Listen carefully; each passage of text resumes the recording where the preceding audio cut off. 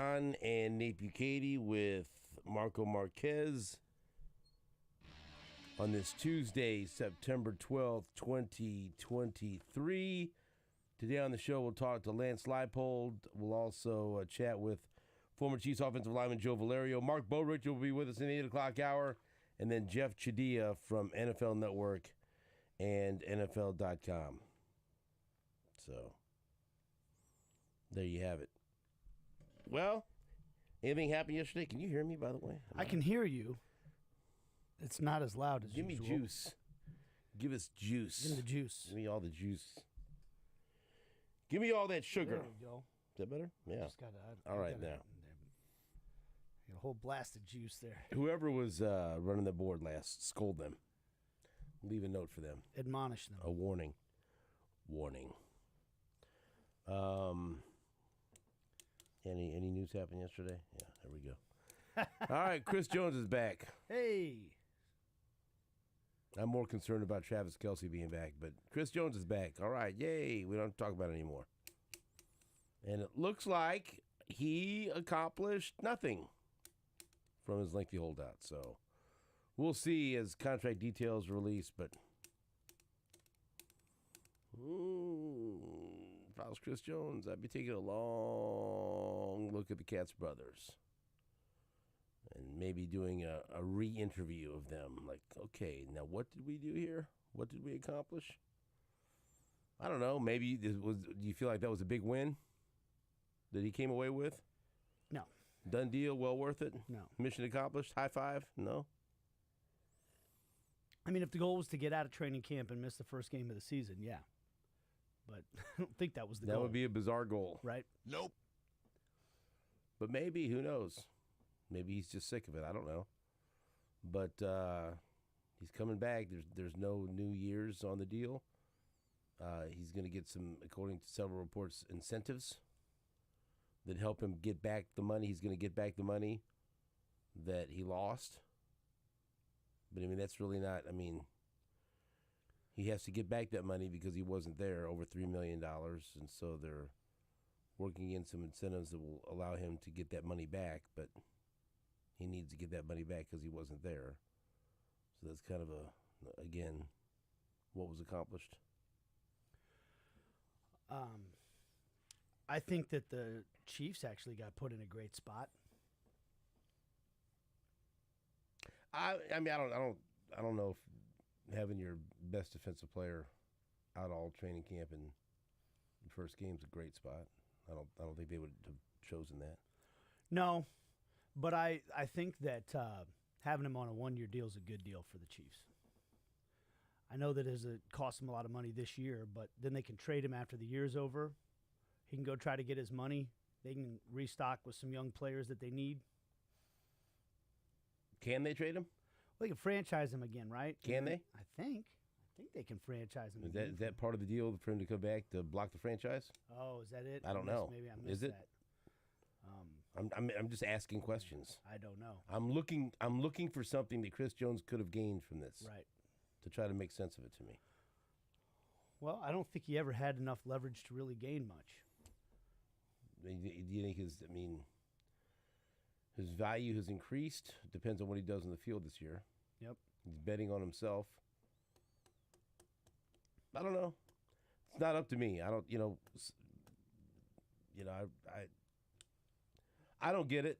I mean, he has created a lot of, and again, this doesn't matter to most people. I think he's created some bad will between him and a lot of the fan base. Oh, for sure. I don't know what the feelings are between him and the organization now. I'm quite sure some people are irritated with it. Like, I don't know. Just like in the grand scheme of things, when you sit back and look at it, like, okay, what was accomplished by Chris Jones and the Katz brothers here? Is the main question I would have.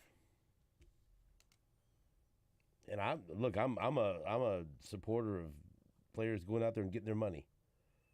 But what was gained?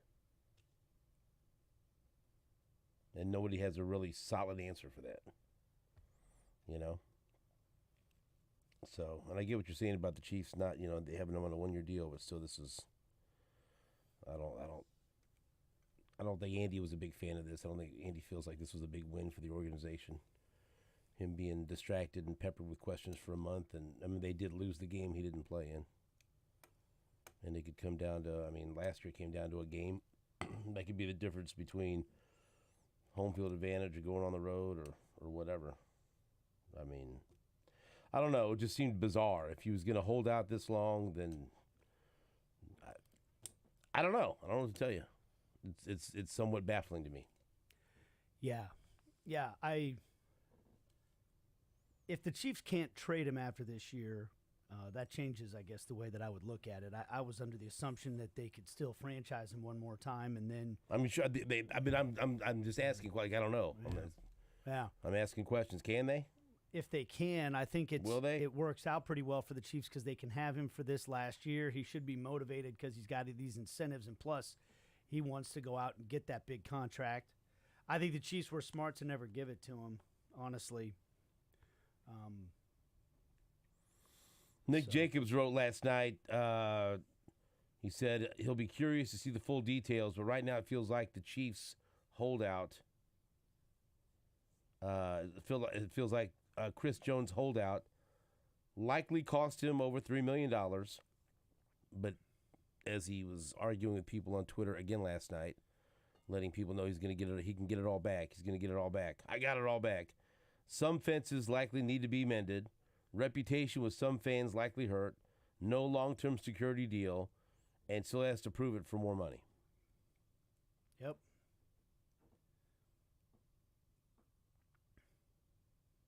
So again, I ask, what was gained?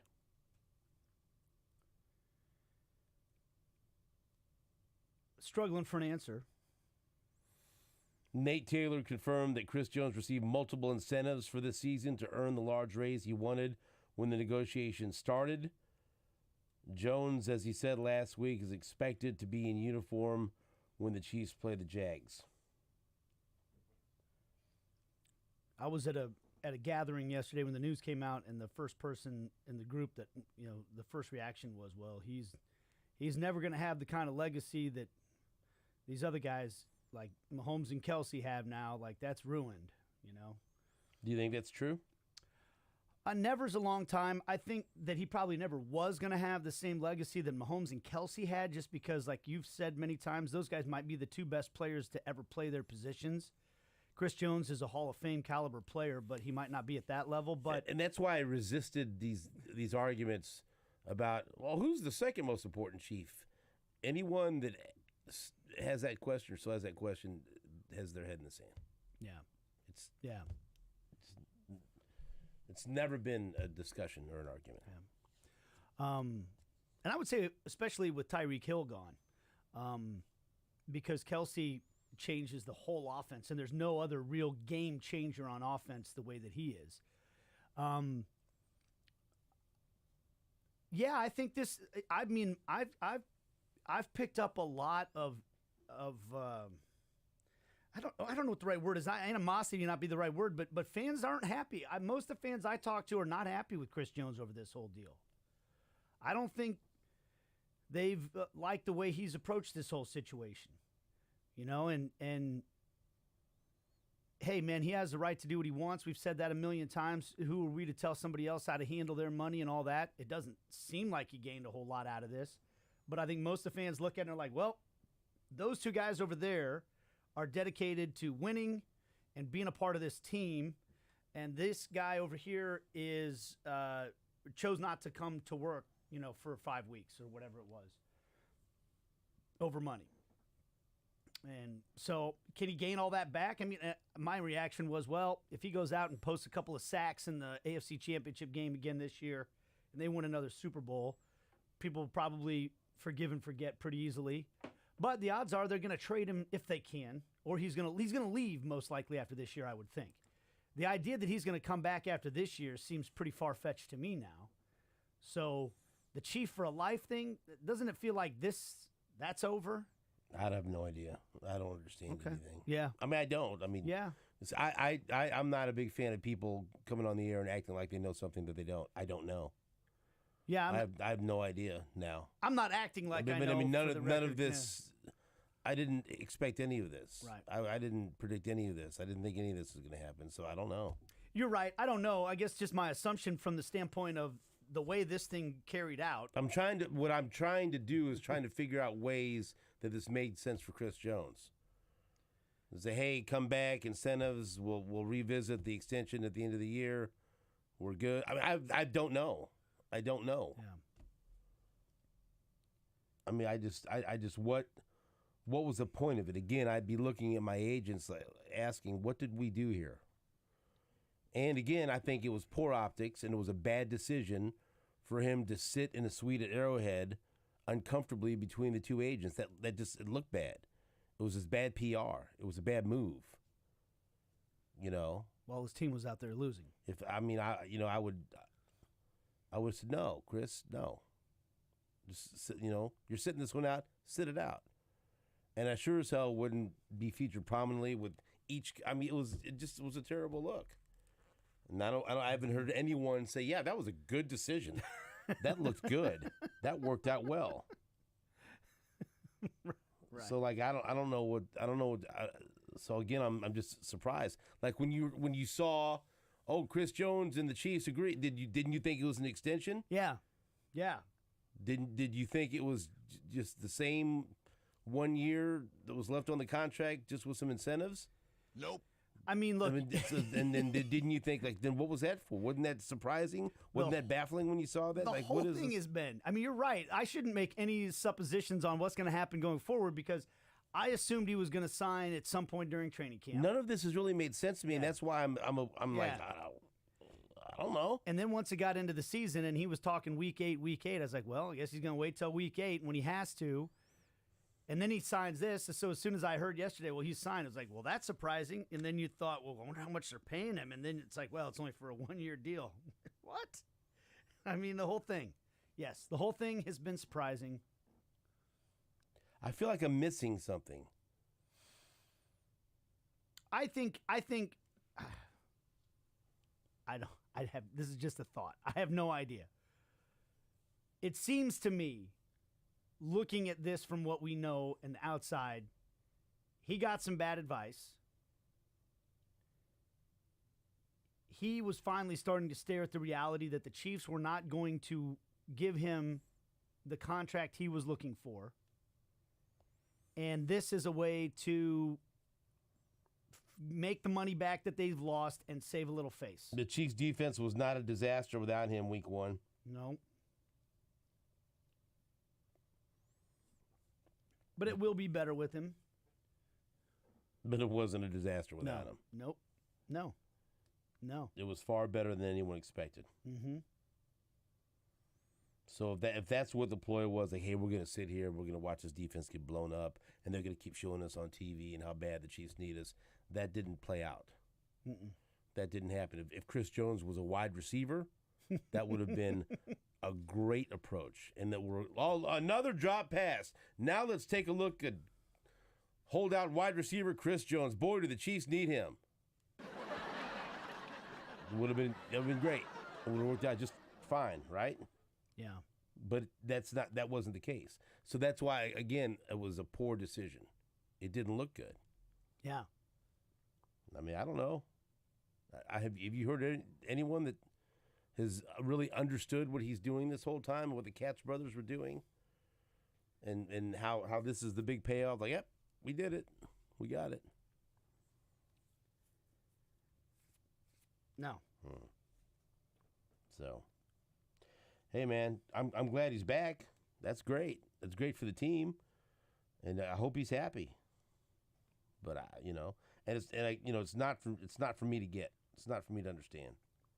Yeah, the part I hope it's for him to get, and the Katz brothers. I just hope he's a positive member of the locker room like he has been in the past.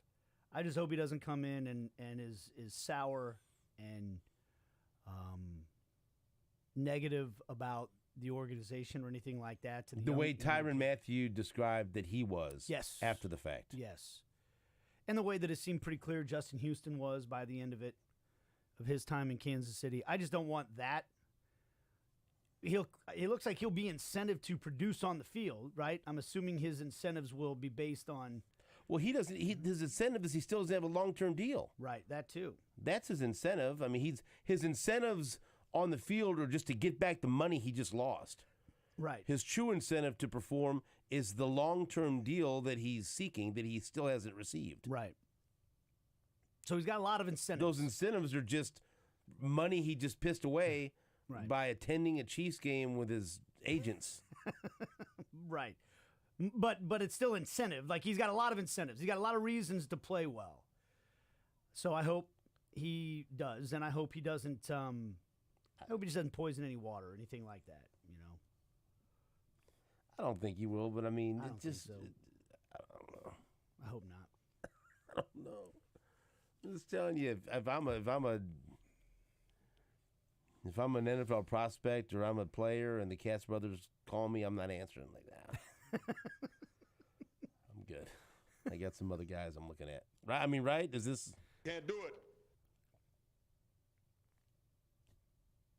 Just from the outside looking in, would you be racing to sign with them? No, I don't think this is something they can run around and claim a big victory on. So the other big news, obviously, was Aaron Rodgers. And look, people know how I feel about Aaron Rodgers, whatever. But that sucked last night. That was terrible. Not only because I invested a draft pick in him on my only fantasy team, and he was my starting quarterback, and I needed 25 points to win last night. Who cares? But my God, it went from a tremendous scene at the stadium, with them running out of the tunnel with an American flag and the crowd at a fever pitch, and you could hear how loud the crowd was, and what the electric reaction was when he ran out of the tunnel.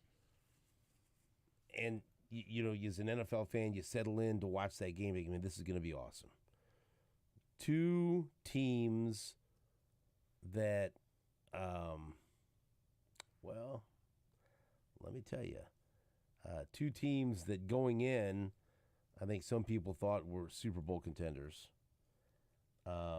And I know it was only a few plays, but I will rewind back a couple of weeks ago when we were, I think, debating about the Jets, and you were talking about how enamored you were with Hard Knocks, and look at all these weapons, and look at the defense, and look at the quarterback, and look at the running backs. And I did bring up, nobody talks about their offensive line, and this thing will all fall apart if the offensive line can't protect his 39-year-old body.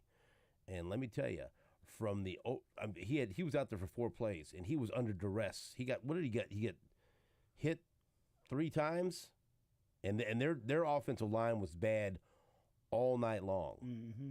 And so could they have been a playoff team with Aaron Rodgers? Sure, but that offensive line is not good.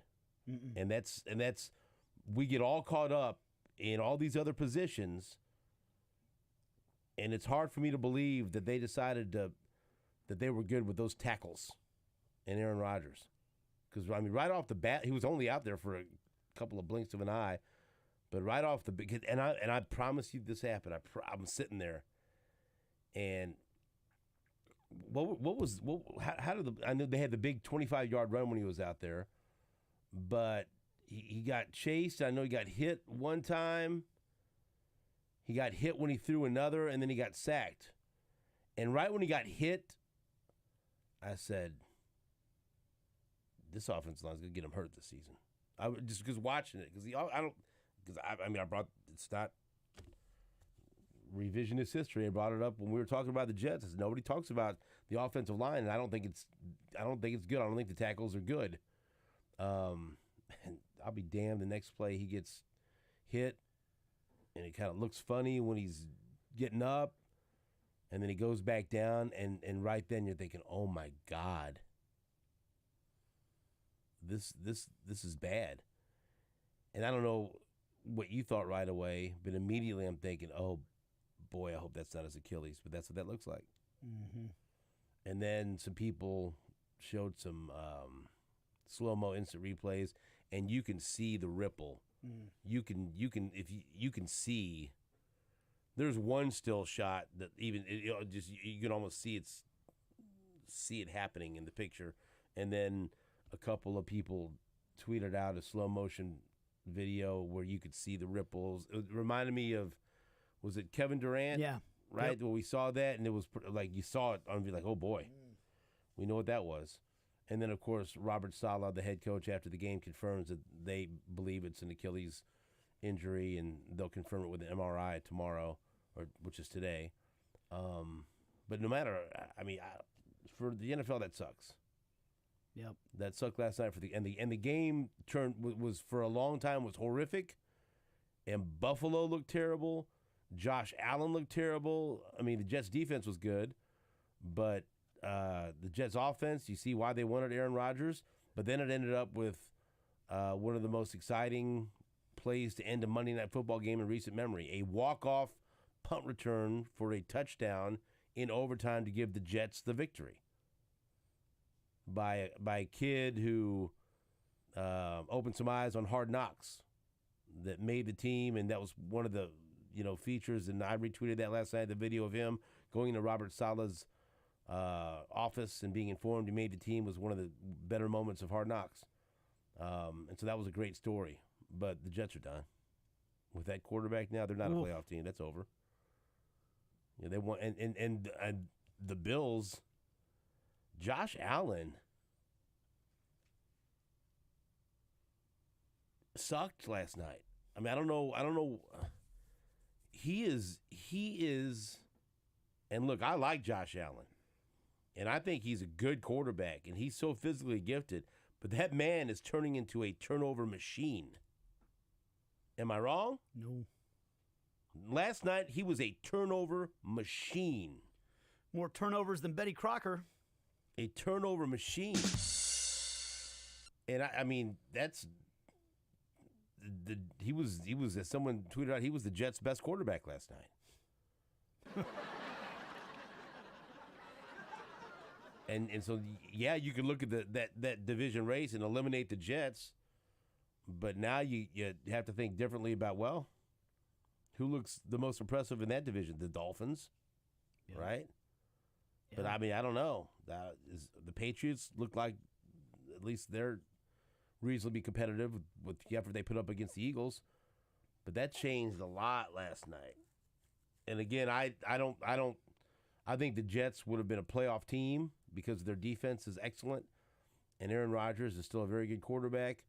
But I think there was a ceiling to what they were going to be able to accomplish because of their offensive line. And then, hey, look, it doesn't matter if it's game 1 or game 8. If your offensive line isn't good enough,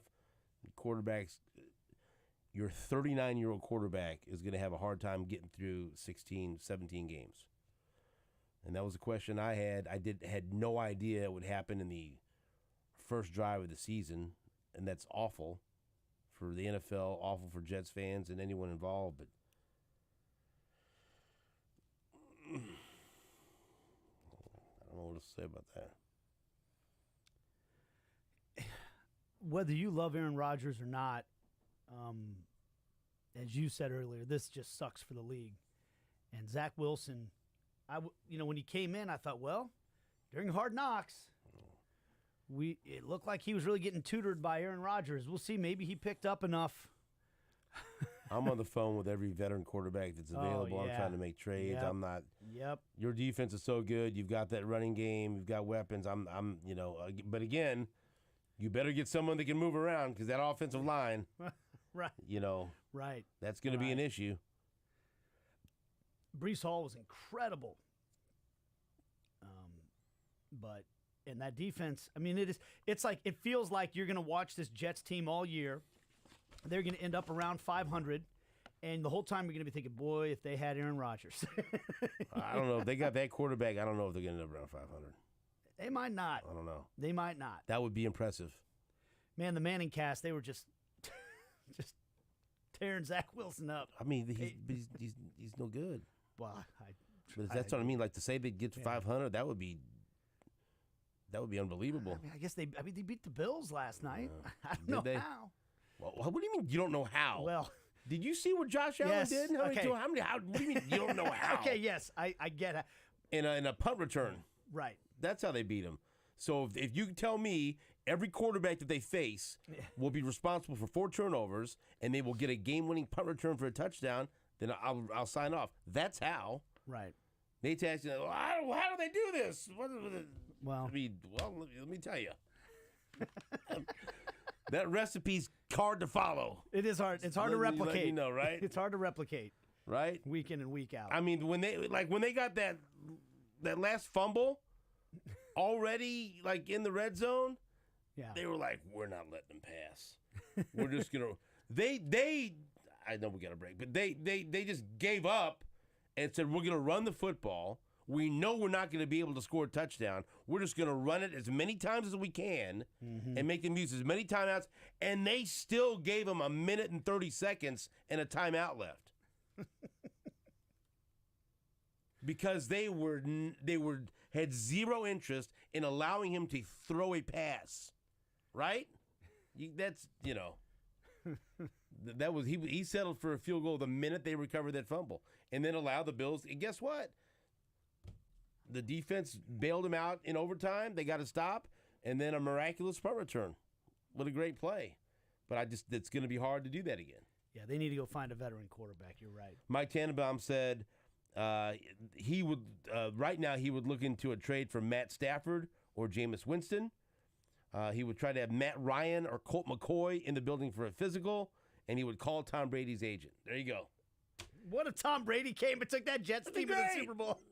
No, that wouldn't be great. It'd be great if he showed up. Yeah, that Just would be the great. dynamic. Oh, my God, it'd be awesome. I don't want to see him go to the Super Bowl, but Aaron Rodgers has to be there every day, That would be rehabbing with Tom Brady. quite a story. Let's go, please. Quite a story. We'll take a break back after this on WHB. You're tuned into the Border Patrol with Stephen St. John and Nate Bukaty on Sports Radio 810 WHB. Hey, Kansas City, Stephen St. John here for my friends at Amini's. Amini's is awesome. I was at their...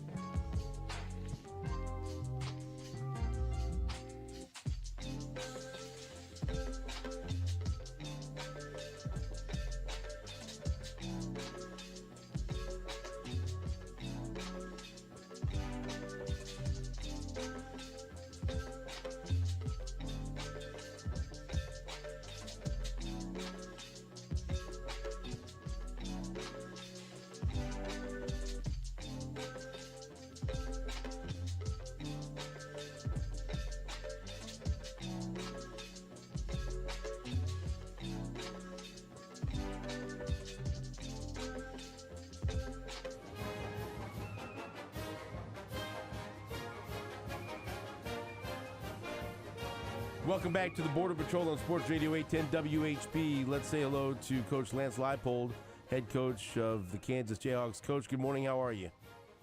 I'm doing well. Good morning, guys. Thank you so much for the time. We appreciate it. Congrats on the win against Illinois on Friday night. Overall, now you've had a couple of days to reflect on the performance. How do you feel about what took place on Friday night in Lawrence? Really, really pleased with our effort, especially the first half. Our start, we challenged our guys. We knew it'd be a physical game. It was. I thought we were extremely physical, as physical as we've been since we've probably been here and at the line of scrimmage. We were able to jump out to an early lead.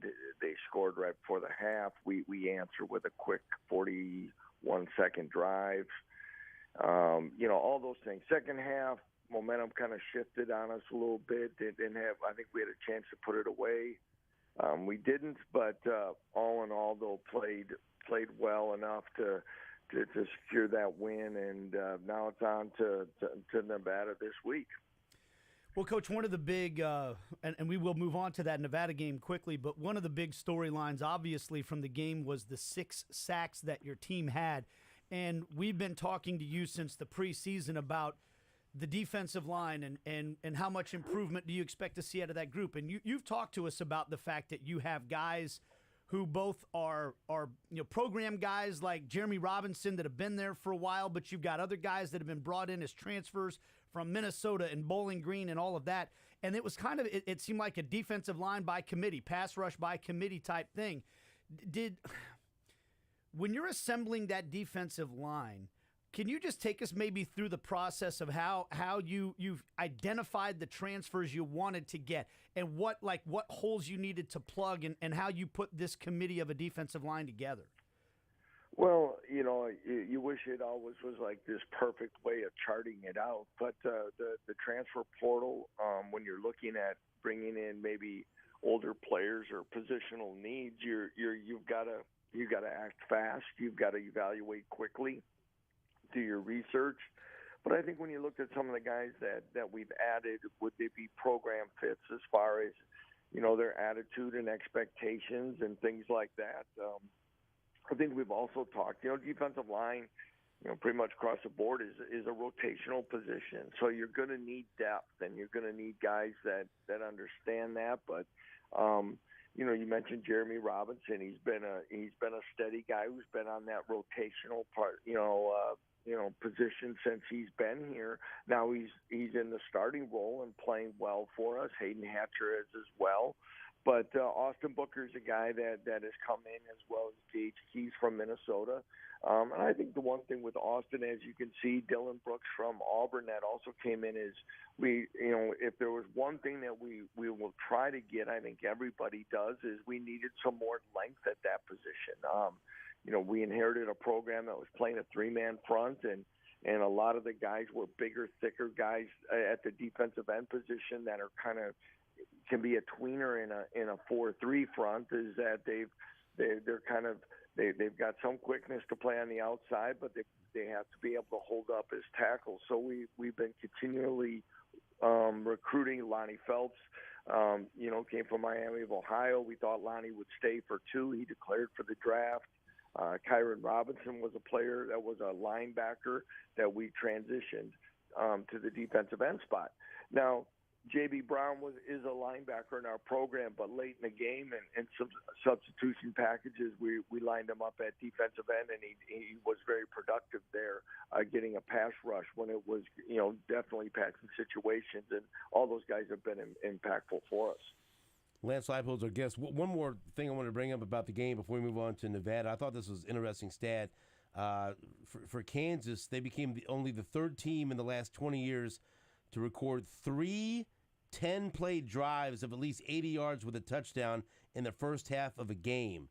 And I know it's great to have explosive plays and to score on, 50, 60-yard, like I said, explosive plays. But to be able to go out there 3 different times and have drives of 10 plays, 13 plays, 11 plays, 82 yards, 85 yards, 94 yards, that's awesome for an offense. It can be demoralizing for a defense. What were your takeaways from that? Because that shows discipline from your football team and the ability just to grind it out and also keep your defense off the field and keep them fresh. Yeah, I think you hit some great points, Stephen, about all those things. I hadn't realized it either till I saw that stat and it was given to me. And I think it shows a couple things. First of all, Illinois was one of the top scoring defenses in the nation last year, not just the Big Ten. They had the most preseason defensive all Big Ten players, all those things that that goes back to my first statement about the physicality and the challenge we put up on our players. And then when you have those type of drives, I think it goes back to, yes, we want to be explosive, and I think we have those type of players. And it's shown that the week before, but we also feel that we are built for balance, and we talk about rotating guys and distributing the ball, and all those things kind of play out when you can methodically and systematically at the same time move down the field in a way you want, because it's going to be important to keep your defense off the field, and sometimes that's not the case anymore in college football. Everybody wants to score now, score quickly, and then get into these shootouts. Well, we want to be built for both, and I think that was a great example. We're able to do it, really proud of our offense. We're visiting with Lance Leipold, and we will move on to this game at Nevada now. Coach, and one of the storylines is the fact that you're going to be missing a couple of guys for the first half of the game, Kobe Bryant and Austin Booker, because targeting penalties happened in the game against Illinois. And it's a bit of an unusual situation, right, when you know you're going to have a player out for a half. So what's the challenge like there in terms of covering, because those are obviously a couple of big-name players on your defense? Yeah, that's unique, and I said, unfortunately, we lost those players. We appealed them; they were denied. they were pretty close, and I think I feel really bad for Austin because the week before he got a personal foul for hitting the quarterback low. Now he hits the quarterback right in the midsection, right in the numbers, and then he gets a target for crown of the helmet, and it's a tough one. So I said I can count on one hand, guys, as a head coach, how many targeting calls the teams I've been responsible for have had, and get 2 in one game is something definitely out of the ordinary. So practice time has to be distributed a little bit differently. Those guys definitely will be, there on the sideline, staying involved, getting ready to go, and then get ready to play the second half. But Quentin Lassiter, Kalen Gervin have really stepped up at the corner spot for us. We'll get them a lot of work and opportunity in the game, and again we've been rotating 6 to 8 defensive ends at particular times. So there's going to be, I'd mentioned Dylan Brooks before. We have Hayden Hatcher, Davion Westmoreland, Dean Miller. There's going to be some guys in there. They're going to get other opportunities, and it'll be a chance for them to play maybe some of their most college football, and hopefully. You play well enough in a game like this, find a way to win a game, and it'll help you build your depth for conference play. Lance Leipold's our guest. So you've got some other challenges with the logistics in this game against Nevada. So 9:30 kickoff. That's the latest KU started a game this century. I know you had a 9 p.m. kickoff against Coastal Carolina. But also I was reading this article about, and I don't quite understand this, so you're going to sleep over in Reno to let the players get some rest, and that makes sense because the game's so late. But then the NCAA counts Sunday as a work day, so that you have to come back when you get back Sunday night. You have to practice, so then you can take Monday off rather than resting. Yeah. I don't understand why. Yeah, well, okay, and just to give you the quickest version I can, NCAA rules, you need to give the student athletes get 1 day off a week. And what we wanted to do was let them sleep in a bed, not in a, with the time change and everything, not on a plane, not on a bus, any of those things. And then get back to campus and then go. We would work, and then we'd bring them in the morning. Well, if you require them to stay over, as of right now, and I'll make sure I say right now because this rule I'm pretty certain is going to have to change, will be. The essence is how do we get our Monday practice in? Well, when we get back late afternoon on Sunday, we'll just come right into the building and feed the players dinner and start our meetings and have a short practice and then give them Monday off. And it's disappointing. We've tried to get some other schools involved, and I would think, at least in our conference, the West Virginias, the UCFs, and Cincinnati, other people now that even when the Pacific, these Pacific time zone games come and traveling back and forth, I would definitely see this happening more often. And I think you'll see the West Coast teams probably leaving on Thursdays to play Saturday games. Seems like if they're interested in what's best for the players, they'll change that rule quickly. Yeah. Well, it's sometimes we say it, but don't always get there fast enough. But we'll make do. I know our players are resilient. I know our coaching staff is.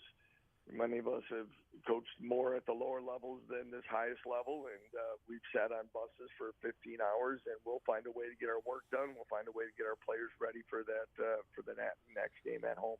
Well, as the Big 12 continues to expand, you're going to be taking more trips west and all the way east. Like you said, you're going to Central Florida in the future and all those types of places. Which is more difficult, going east or going west?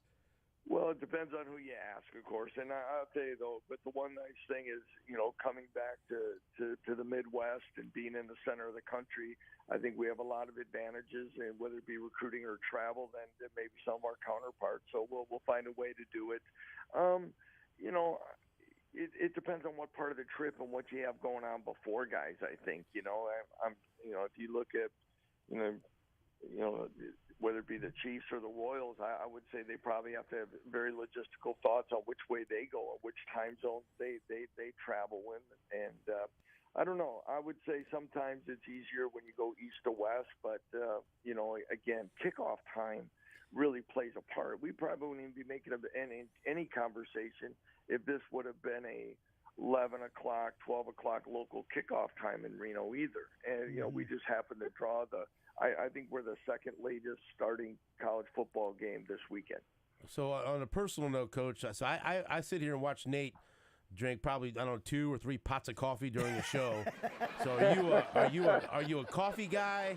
Are we getting an energy drink? What do you any little extra caffeine for you with a 9:30 Central kickoff? There might be a nap in there, but right. I'm a coffee guy in the morning. I'll maybe on the way to the game a Celsius or something, get a little more caffeine. But we'll see. We'll see. But there'll be something that has maybe if you're watching, maybe you'll see somebody standing next to me and poking me just to make sure that I'm still moving. Pull out all the stops. Yep. Got to get a road win. So I'll have that coffee going, Coach. I'll be on the East Coast actually when your game kicks off. So I think I'm 10:30 local time when you guys kick off. I'll be up. Yeah, he'll be hitting it. All right. Well, Coach, good luck against Nevada, and come away with another win, and we'll talk to you next week. Sounds great, guys. Have a great week. Appreciate it. Rock Chalk. Thank you. That's Coach Lance Leipold. That's a late kickoff. You gonna be on the East. Start at 10:30. I'm flying to Fort Lauderdale Saturday night. So drink a bunch of energy drinks. Get myself all nice and jittery. I'm gonna be in Florida too. That's right. You'll be in North Florida. I'll be in South Florida. There we go. Lance Leipold for you. Kansas 2-0 at Nevada. 9:30 local, 9:30 Central kickoff. And so we'll see how that plays out. We'll take a break back after this on WHB. You're tuned into the Border Patrol with Stephen St. John and Nate Bukaty on Sports Radio 810 WHB. Hello there, Kansas City. Stephen St. John here, and I want to tell you more about my friends at Midwest.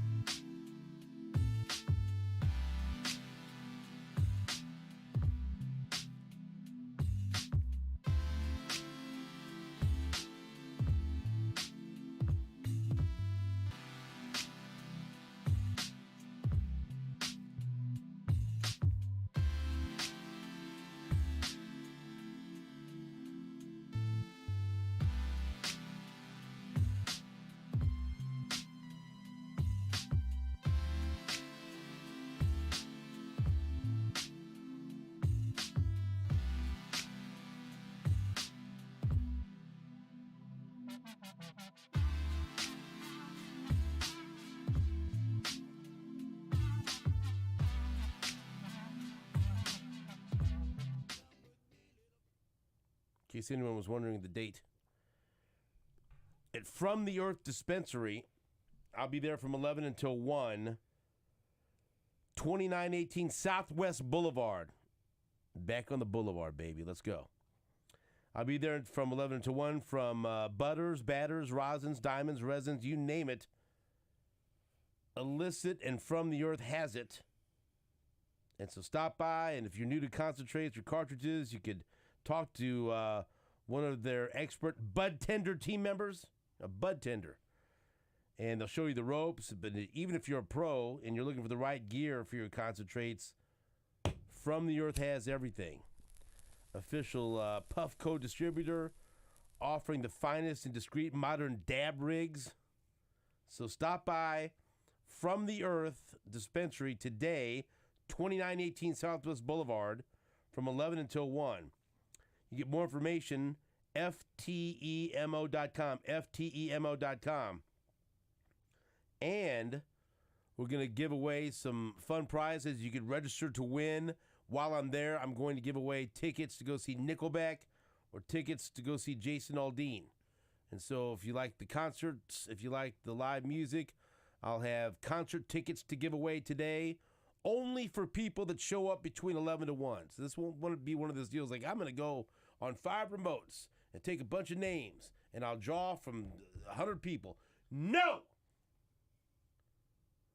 For the people that show up between 11 until 1, those are the people eligible to win concert tickets. Because that's how I roll. That's how I jelly roll. All right? I like jelly roll. I wish I would have seen him in concert. It looked like a good show. Couldn't go that night, though. What am I going to do? From the Earth Dispensary, today, 2918 Southwest Boulevard. Come on and see me from 11 until 1 on Sports Radio 810 WHB. You're tuned into the Border Patrol with Stephen St. John and Nate Bukaty on Sports Radio 810 WHB. Hey, Kansas City, Stephen St. John here for my friends at Kansas City Credit Union.